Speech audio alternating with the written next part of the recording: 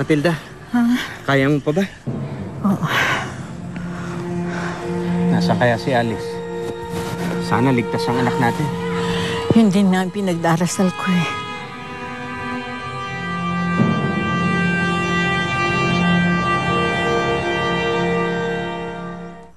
Wally! Uy! Wally!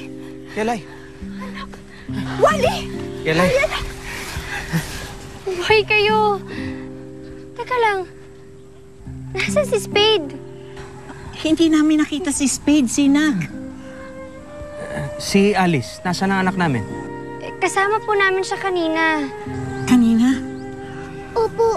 At kasama din po namin si Ace kanina. Ano? Kasama niyo rin si Ace. Nasaan sila ngayon? Hindi po namin alam eh. Bigla na lang silang nawala.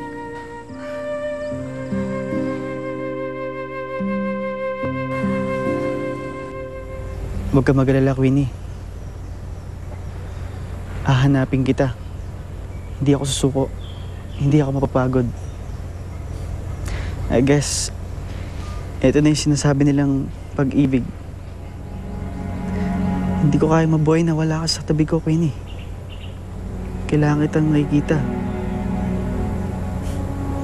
Nakakatuwang pinagpipilitan ko na may gusto ko kay Alice noon. Wala palang nararamdaman ko sa kanya eh. Awa na kahit kailan walang magkakagusto sa kanya.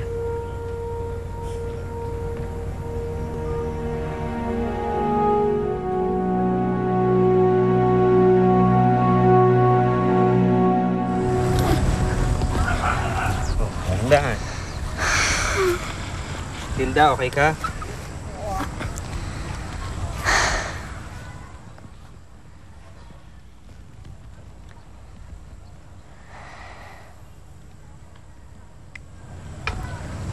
Ano, Kelay? Okay ka pa ba? Kayo po, okay po ba kayo?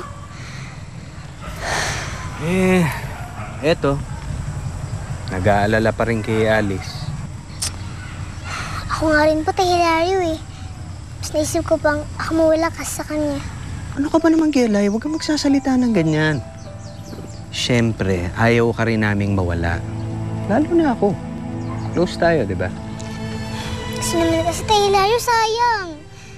Andito ka. Pwede na mabuuan lahat. Nawala pa si Ate Alice. Wala akong mga magulang para maghanap sa akin. Kaya, pwede na akong mawala. Kelay, bakit? Ano ba ang tingin mo sa akin? Di ba parang tatay na rin? Kasi ikaw, ang tingin ko sa'yo parang anak ko na. Si Ate Alice mo, parang kapatid na rin ang turing mo, di ba? Kaya wag na wag mong iisipin na wala kang magulang o pamilya. Nandito kami. Kami magiging pamilya mo.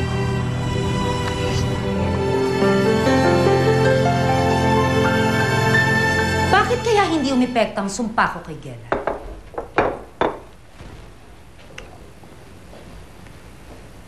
Ako ba yung kausap niyo? Alam naman kausapin ko ang sarili ko, Tim.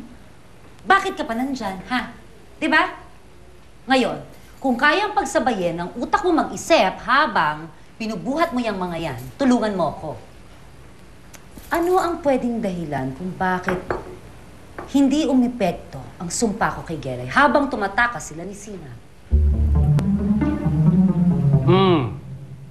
Dahil malayo kayo sa kanila. Gamit ang dignom, hindi problema ang layo, Rin. Alam ko na, madam.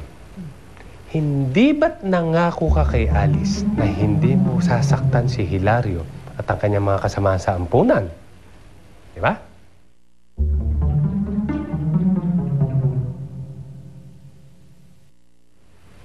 Dapat wala ng bisa ang pangako kong yun.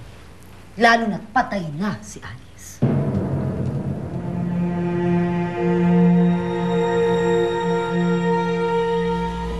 Oh, kain na oh.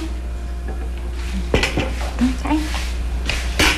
Siya nga pala, sabi ng kaibigan ko, pwede raw tayong dumito muna hanggang kung kailan natin gusto. Total naman kasi yung nanay niya papunta ng probinsya, kaya pansamantala walang gagamit dito. Insan, tama ba itong nagpapahinga lang tayo dito?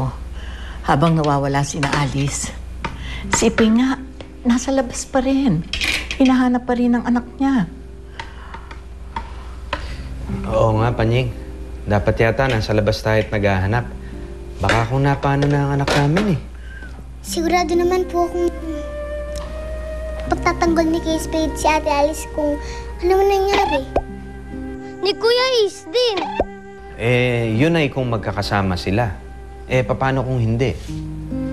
Hindi na natin alam kung ano nangyari sa kanila. Hilario, Andeng, importante rin naman na magpahinga tayo kahit konti. Hindi naman ibig sabihin na kung nagpapahinga tayo sandali, wala na tayong pag-aalala sa anak ninyo. Importante rin yun. Kailangan natin paghandaan ang muli natin pagharap kay Esmeralda. Oo nga. Lalong-lalo na, nakita siyang Esmeralda pa rin yung digdum. Tsaka, wala namang malakas na kapangyarihan sa atin nandito ah.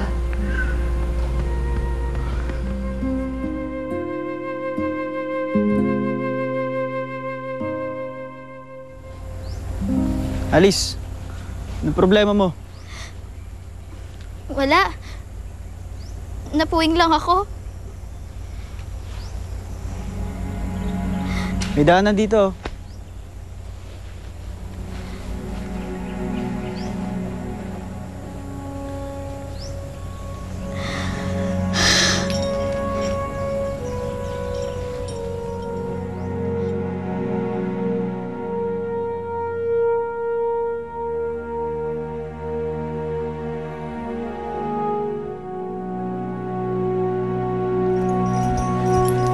Anong lugar to? Hindi na importante yun, Alice. Ang mahalaga, makahingi tayo ng tulong. Ace, pagkain! Gutom na ako. Ano? Oh. Sarap nito.